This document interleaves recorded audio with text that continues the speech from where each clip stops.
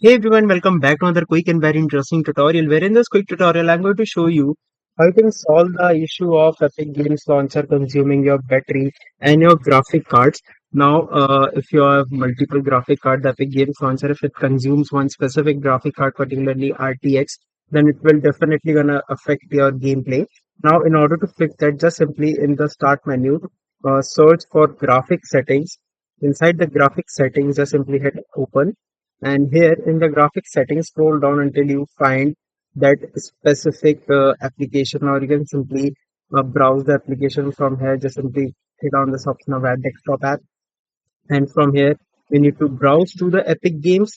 Like go to the program files. In here you'll see this option that says Epic Games. So open the Epic Games launcher, and here you can see browse to this specific part and select the Epic Games launcher.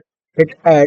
Now here make sure that this option is set to power saving. That means Epic Games launcher is allowed only to use the AMD graphics card instead of RTX, and using this process, it will definitely gonna solve your issue of consuming a lot of graphics under the Epic Games launcher, so you can easily fix that issue from here.